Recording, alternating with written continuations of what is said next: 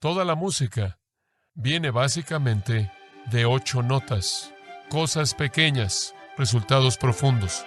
Realmente esa es la lección de estas parábolas. Y si usted entiende eso, usted entenderá lo que estas parábolas están enseñando.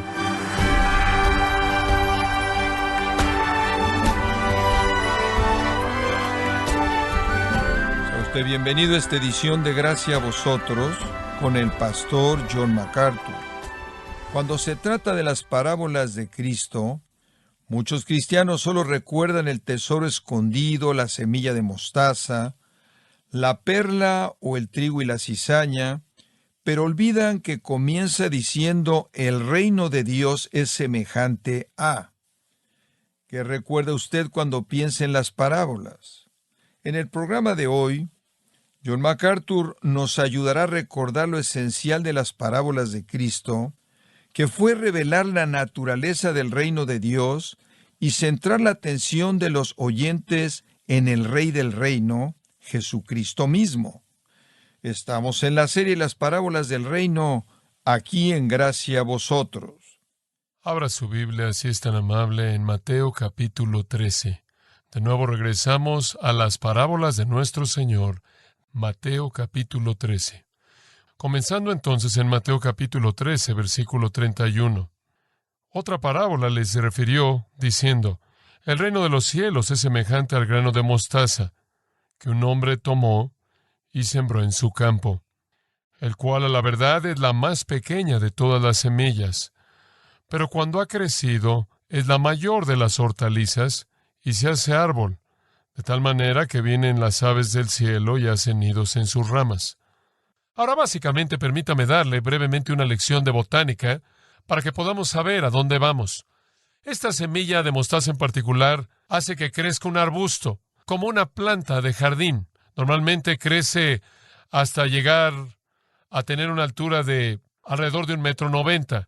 Y es una planta de buen tamaño. Esa es una hierba de buen tamaño y notará que es colocada en la familia de las hierbas, lacanon en el griego, y explicaremos eso en un momento. Pero con mucha frecuencia crecía hasta llegar a ser de más de 2,5 metros de altura, y hay muchos testimonios que han sido escritos por testigos oculares en el este, que han visto estos campos, tanto ahora como en generaciones pasadas, que han dado testimonio del hecho de que llegan a ser de más de 2,5 metros de altura. Un escritor habla de que ellas son más altas que un caballo y un jinete. Otro escritor dice que el caballo y el jinete pueden montar debajo de las ramas del arbusto de la mostaza. Ahora ese es un arbusto grande. Y lo que el Señor está diciendo es que no hay una conexión real, aparente, entre lo pequeño que es la semilla y lo grande que es el resultado final. Ahora, en ese punto, la guerra teológica se desata. Los críticos que quieren atacar a la Biblia se aferran a esa afirmación. Esto es lo que dicen, ahí está. Como puedes ver, eso prueba que la Biblia no es inerrante, porque cualquier persona sabe que una orquídea, una semilla de orquídea salvaje es más pequeña que una semilla de mostaza. Por lo tanto, Jesús, uno, no sabía, y si no sabía, adivina quién no es Él, Dios. O Él sabía que estaban mal, pero Él se rebajó a la ignorancia de ellos. Y después tenemos lo que llaman ellos acomodo bíblico o cultural, en donde algunas veces el escritor de la Biblia no dice lo que es verdad. Él dice lo que la gente cree que es verdad simplemente para ser relevante. Y una vez que usted ha abierto la puerta a esa manera de pensar, buena suerte, porque ¿quién va a decir qué es qué? Los críticos dicen, como puedes ver, Jesús está mal. Ahora, o Él está mal porque es ignorante, o Él está mal porque va siguiendo la corriente del error de ellos. De cualquier manera, estamos en problemas, ¿no es cierto? Dice usted, bueno, ¿qué dices tú, MacArthur? Yo digo, Él tiene razón. ¿Podemos probar eso? Creo que sí. Observen en el versículo 32 la palabra hortalizas. Lacan, esa palabra se refiere a vegetales de jardín. Vegetales verdes de jardín que son cultivados de manera deliberada para que sean comidos. Es usado en Romanos 14 de esa manera. Se refiere a aquello que es plantado como una cosecha para ser comida, en contraste a plantas salvajes. Estas son las plantas que son sembradas de manera deliberada. Entonces, la semilla es una semilla sembrada agriculturalmente para producir vegetales y plantas verdes comestibles. Ahora escuche, De todas las semillas que eran sembradas en el este para producir productos comestibles, la semilla de mostaza era y todavía es la más pequeña. Jesús está hablando dentro de un marco en el cual Él dice lo que es exactamente correcto. Y recientemente esto fue afirmado por un hombre llamado el Dr. L.H. Shinners. Él es el director del herbolario de SMU en Dallas. Tienen el herbolario más grande en el suroeste, 318,000 especímenes botánicos de todo el mundo. Él es un conferenciante regular en el Instituto Smithsoniano. Y él dijo, y cito, la semilla de mostaza de hecho habría sido la más pequeña de aquellas que habrían sido identificadas por las personas en el tiempo de Cristo.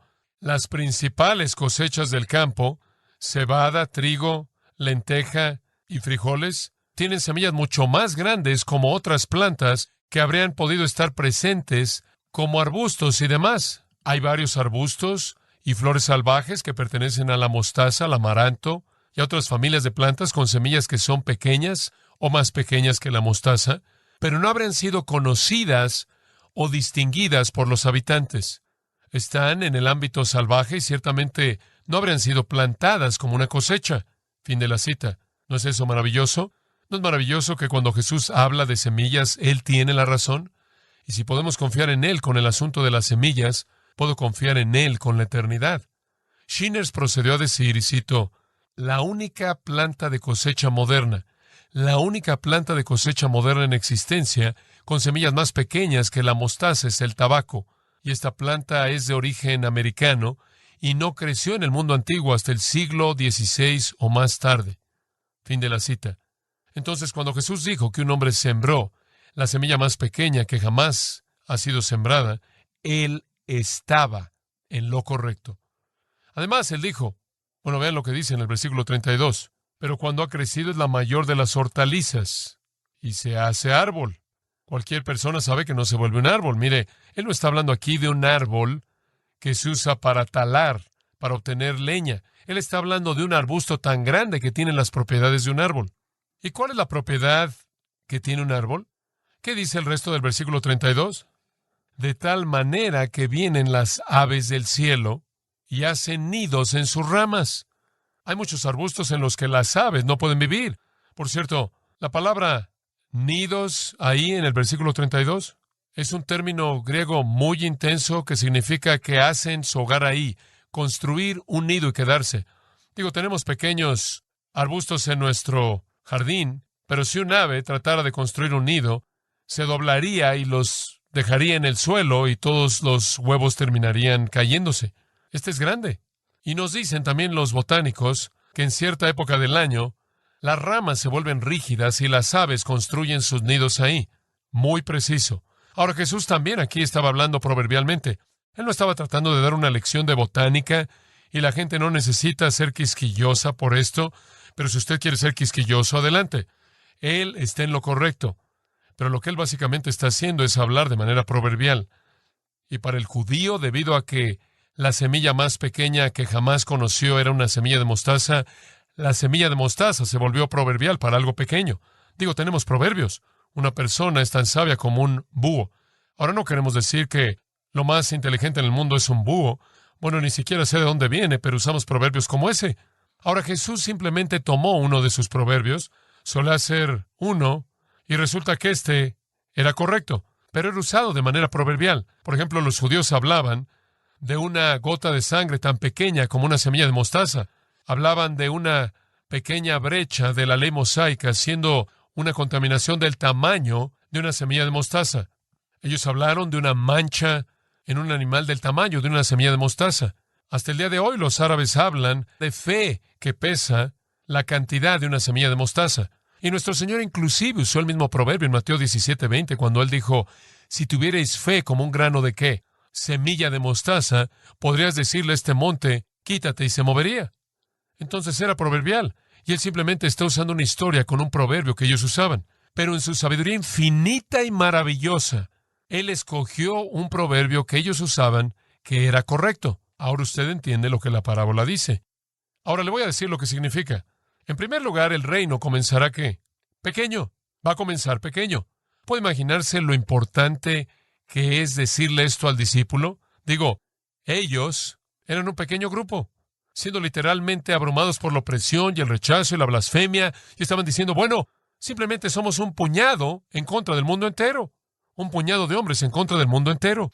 Y Jesús dice, está bien, ese es el plan. Todo comienza a partir de algo muy, muy pequeño. Y hombre, eran pequeños. De hecho, eran tan pequeños que ni siquiera podían reconocer que el reino estaba ahí. En Hechos capítulo 1 todavía estaban diciendo, ¿nos restaurarás en este momento el reino? Bueno, ¿dónde está? Digo, era tan pequeño y estaba sepultado en el suelo que era prácticamente imperceptible. Creo que esa es la razón por la que tantos teólogos modernos tampoco saben dónde encontrarlo en el Evangelio de Mateo. Lucas 17:20 dice esto. Escuchen esto. Y cuando se demandó de los fariseos cuándo el reino de Dios vendría, los fariseos dijeron, ¿cuándo va a venir el reino de Dios? Digo, dices que tú eres el rey, vas desfilando diciendo que tú eres el rey, ¿cuándo vas a traer el reino? Me encanta su respuesta. El reino de Dios no viene con observación. No lo puede ver, no lo puede ver. No en esta forma. Entonces no van a decir, helo aquí. Y no van a decir, oh, está ahí, porque aquí el reino de Dios está, ¿qué? En medio de vosotros, dentro de ustedes. Ya está aquí, señores, pero es una pequeña semilla que comienza muy pequeña. No la pueden ver. Así como cuando ustedes plantan una semilla de mostaza en el suelo, no la puede ver, pero está aquí. Y en esa semilla está el potencial para un arbusto masivo. Y en esa pequeña semilla, al plantar el reino, está el potencial para un reino que se extiende hasta los fines de la tierra. Comienza muy pequeño. Piense usted en un pesebre, en un comedero. Piense en un establo. Animales malolientes, personas que están hundidas al nivel de sus tobillos, en el estiércol de ese lugar sucio.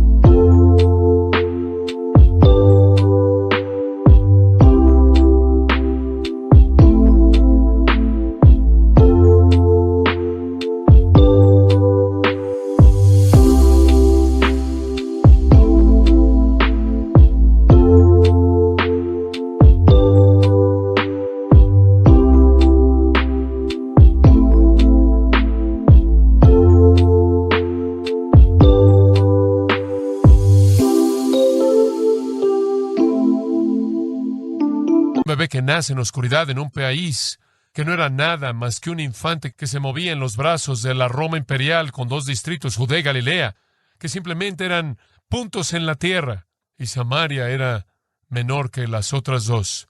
Y piensa en Nazaret, en donde Jesús pasó 30 años, en la Nazaret no educada, sin cultura. Y piensa en los discípulos, todos juntos no daban un total de una semilla de mostaza. Eran tan pequeños, tan ineptos, tan temerosos, con tan poca fe, tan débiles. Y ese era el reino que fue plantado. Pero en el pecho de ese pequeño infante, en ese comedero, en el pesebre, estaba la vida eterna, que daría lugar al reino eterno. La semilla fue plantada, un inicio pequeño. Eso nos lleva a la segunda lección. El reino comenzó muy pequeño, el reino termina muy grande. Un bosquejo muy simple, ¿verdad? Comenzó muy pequeño, termina muy grande. Los profetas vieron un gran reino. Digo, si usted lee los profetas del Antiguo Testamento y lee acerca de lo que esperaban en el reino, su extensión es asombrosa. Por ejemplo, en el Salmo 72, versículo 8, dice, dominará del mar hasta el mar, y la abundancia de la paz durará tanto como la luna dura. Él tendrá dominio del mar al mar, del río hasta los fines de la tierra, y los que moran en el desierto se postrarán ante él, y sus enemigos lamerán el polvo. Los reyes de Tarsis y de todas las islas traerán regalos, presentes. Los reyes de Seba ofrecerán regalos. Todos los reyes se postrarán delante de él, todas las naciones le servirán. Ahora esa es la extensión del reino. Así de grande crece el arbusto. Digo, de una pequeña semilla a un arbusto enorme, y eso es lo que el Señor quiere que vea. Que usted obtiene el resultado más grande del comienzo más pequeño en el caso del reino. Isaías vio el mismo resultado final. Capítulo 54 de Isaías, versículo 2. A grande lugar de tu tienda, que extiendan las cortinas de tu habitación. Extiende tus cuerdas y fortalece tus estacas. Más vale que hagas que esta tienda sea más y más y más grande. Algo se está expandiendo. Irrumpirás en la diestra, irrumpirás a la izquierda. Tu semilla heredará las naciones. El reino del Mesías se extenderá de costa a costa, de un extremo del globo al otro. Jeremías lo vio, Amós lo vio, Miqueas lo vio, Zacarías lo vio, y podrás leer la escritura tras escritura tras escritura de que el reino de Jesucristo, el reino de Dios, se extenderá del mar al mar, de la tierra a la tierra, hasta cubrir el mundo. Y sabemos que esto será verdad, ¿no es cierto? En últimas, el reino milenario viene, Jesús reina sobre la tierra entera. Está por venir. De hecho, dice en Apocalipsis 11:15, los reinos de este mundo se han convertido, se han vuelto los reinos de nuestro Señor y de su Cristo, y Él reinará por los siglos de los siglos. Entonces, estas parábolas, de hecho, nos llevan hasta el milenio, hasta la plenitud del crecimiento definitivo del reino. El reino de Cristo, sin importar lo insignificante que sea, sin importar lo menospreciado que sea, parece al principio como algo pequeño. Y creo que probablemente se frotaron sus manos cuando Él murió y dijeron, se acabó, pero crecerá y su fin y consumación será sorprendentemente algo que esté fuera de proporción comparado con su comienzo, así como lo es un arbusto de mostaza con su semilla. Ahora, esta parábola tiene la intención de alentarnos, realmente. Digo, no sé usted, pero a veces yo me desanimo. Simplemente piense, no importa qué tanto nos esforzamos, siempre parecemos ser aplastados y ahogados por el mundo malo que nos rodea. Si yo me siento así, ¿se puede imaginar cómo se sintieron ellos? Digo, sé que hay otras personas que creen en esta ciudad y en otras ciudades y en otros estados y otros países en todo el globo terráqueo. El pueblo de Dios está ahí y hay gente que está viniendo a Jesucristo. Pero aún así, a veces me siento como si la batalla es intensa y que en cierta manera somos la minoría. ¿Puede imaginarse cómo se habrían sentido cuando su líder mismo estaba siendo blasfemado en su presencia? El sentido de desesperanza, el sentido de derrota, de desánimo, y especialmente cuando, hombre, una vez que vino Juan el Bautista y él era una persona tan impresionante y las ciudades venían a él y se veía, hombre, como si todo iba a pasar y todo era tan emocionante y Juan estaba diciendo, debo menguar y este que viene después de mí debe crecer. Estaban todos siendo llevados por el establecimiento del reino, por esa idea, y después las multitudes vinieron y los milagros y las sanidades y la multiplicación de la comida y todas las maravillas caminando sobre el agua, y ellos podían ver lo que comenzaba a suceder. Después algo cambió y comenzó a haber un odio que se incrementaba y amargura y rechazo. Y entonces el Señor dice, va a comenzar pequeño, pero va a terminar grande. Vamos a ganar al final. El reino se va a extender por la faz de la tierra y hasta la eternidad, por los siglos de los siglos, y vamos a ser parte de ese reino eterno. Después hay otra nota que creo que es tan interesante. Él dice, esto crece tanto que las aves del cielo vienen y establecen su residencia, construyen su nido y viven en sus ramas. Ahora, ¿qué es lo que estas aves representan? Algunas personas creen que representan a demonios. Algunas personas creen que representan maldad. Y la razón por la que creen que representan a demonios es debido a que en la parábola anterior, en donde las aves quitan la semilla y hablan de que el ave en cierta manera representa a Satanás, quien quita la palabra, pero las aves, mantenga esto en mente, podrían representar cualquier cosa porque simplemente son una ilustración. Y creo que usted tiene aquí dos pensamientos. En primer lugar, lo que las aves significan es que el árbol es muy grande. Es tan grande que las aves pueden vivir en él. Y es la manera en la que Jesús nos dice qué tan grande es. Pero hay otro pensamiento también, y creo que esto simplemente es profundo. Estas aves viven en el árbol. ¿Sabe usted por qué viven ahí? Le voy a decir por qué viven ahí. Porque hay semillas que se pueden comer, que están en ese arbusto de mostaza, y pueden comer en casa. No tienen que salir a comer, pueden comer en casa. Ahora, si yo fuera un ave, creo que yo iría a un lugar en donde pudiera comer mientras estuviera ahí. Usted siempre lee acerca de las aves madre que salen a buscar la comida. El ave madre aquí se queda en casa. Pero más que eso, construyen un nido. Hay protección, hay sombra, seguridad y hay alimento ahí. Eso es interesante. Acompáñeme por un momento a lo que creo que es una gran explicación de esto. Daniel capítulo 4. Daniel 4. Nabucodonosor, rey de Babilonia, el más grande de todos los imperios mundiales, tiene un sueño. Y este es su sueño, realmente un sueño interesante. Versículo 10 de Daniel 4. Estas fueron las visiones de mi cabeza en mi cama. Vi aquí un árbol en medio de la tierra y era un árbol muy grande y muy alto, y el árbol creció y era fuerte, y su altura alcanzó hasta el cielo.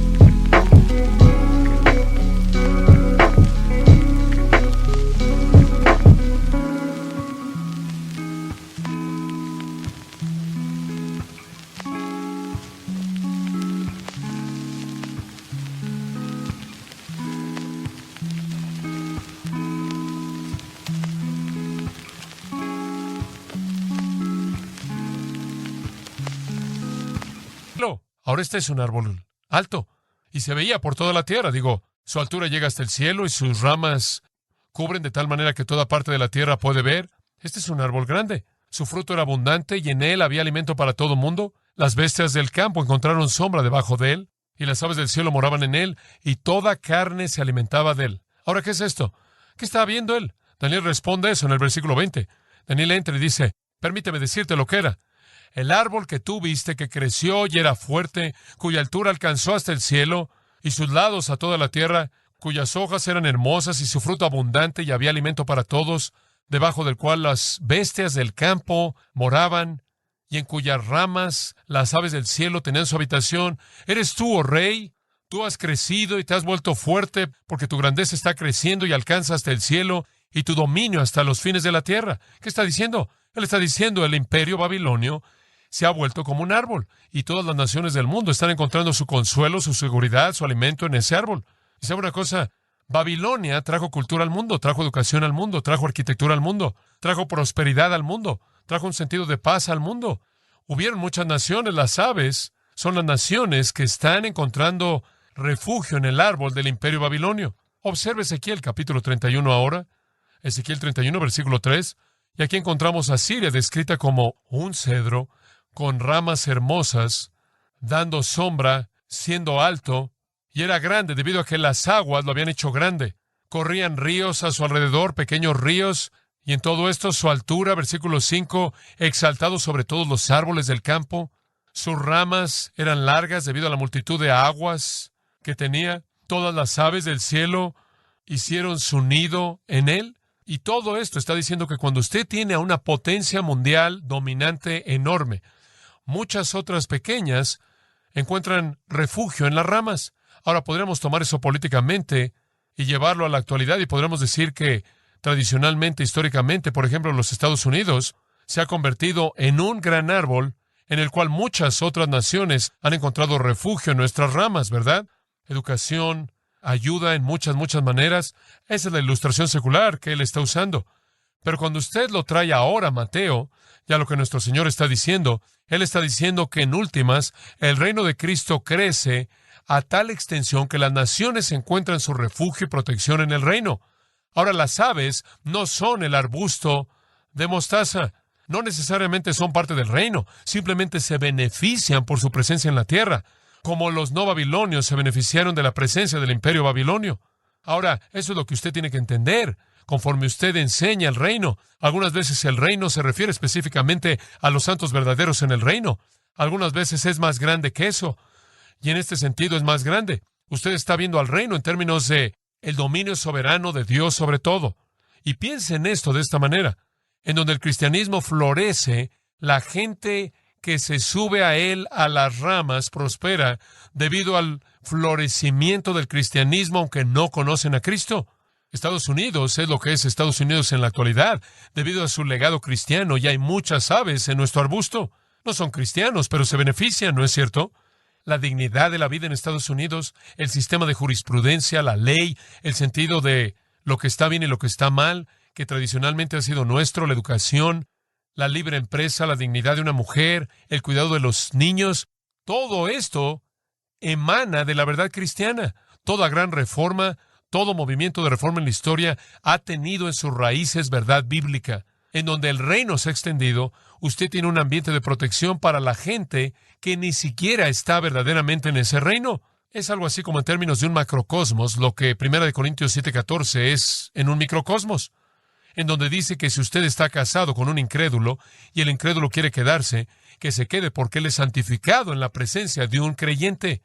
En otras palabras, un incrédulo casado con un creyente se beneficia simplemente por estar cerca de alguien que recibe la bendición de Dios. Digo, si estoy casado contigo y no eres cristiano y Dios está derramando bendición en mí, vas a recibir algo de ello, por lo menos para el día de hoy y en la actualidad. Y entonces eres abrigado en mi árbol. Y a nivel de macrocosmos, cuando el reino se expande por todo el mundo, la gente que encuentra refugio dentro de ese reino, escuche, lo puede ver de cualquier manera, todo termina siendo lo mismo. Son las personas más bendecidas en términos de vida humana. Usted hace un contraste con lo que es ser parte de la cultura occidental, bajo la influencia del cristianismo, en contraste, por ejemplo, con estar en India o estar en una parte de aborígenes en el mundo en donde el cristianismo nunca ha estado, en donde el arbusto de la semilla de mostaza no ha crecido. Eso es lo que está diciendo. El reino crecerá de tal manera que muchos van a encontrar refugio en sus ramas. Y lo que la parábola está tratando de decirnos es que a pesar de la oposición, a pesar de las 3 tierras malas, a pesar de la presencia de la cizaña, vamos a ganar. El reino va a crecer y crecer y crecer y crecer. Esa es la promesa del Señor para alentarnos. Entonces no somos este pobre y pequeño grupo de personas tratando de resistir. Hombre, estamos del lado ganador y el reino está creciendo. Inclinémonos en oración. Padre, te damos gracias.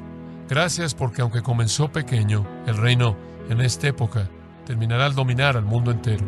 Cuán gratificante es ser parte de eso. Clamamos con Juan. Amén. Ven, Señor Jesús. Trae tu reino en su plenitud. Oramos, Señor, porque de alguna manera tú puedas plantarnos como una semilla muy pequeña y producir a partir de nuestras vidas un arbusto muy grande. Oramos en el nombre de Cristo. Amén.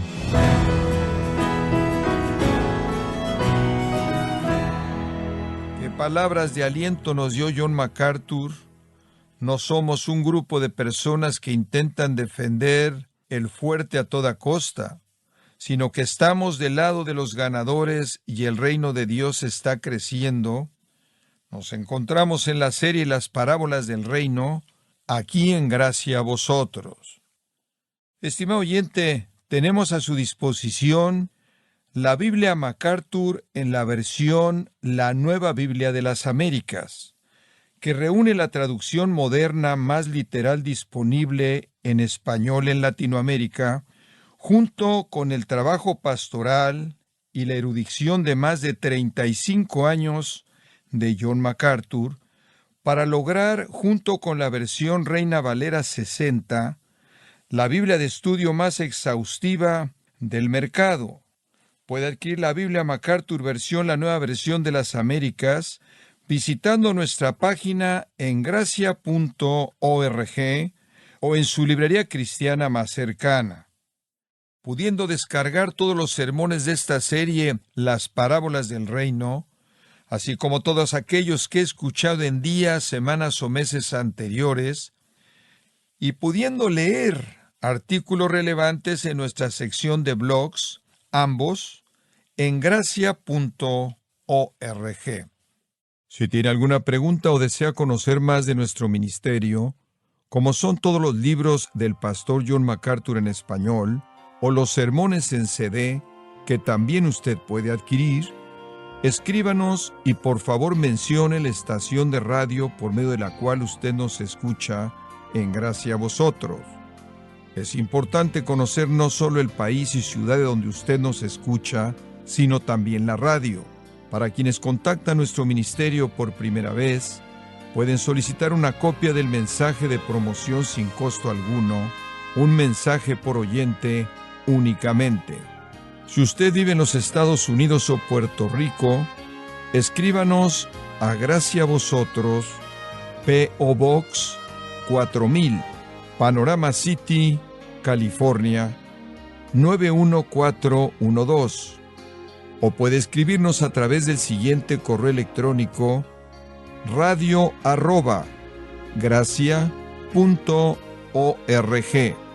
Bueno, en nombre de John MacArthur y el personal de este organismo, queremos darle las gracias por su tiempo y sintonía, y queremos pedirle que no deje de orar por este ministerio, como también por la estación de radio por la cual usted nos escucha de lunes a viernes. Este es su amigo Miguel Contreras, invitándola a que sintonice nuestra próxima edición, para que juntos continuemos desatando la verdad de Dios un versículo a la vez. No se lo pierda, aquí en Gracia a Vosotros.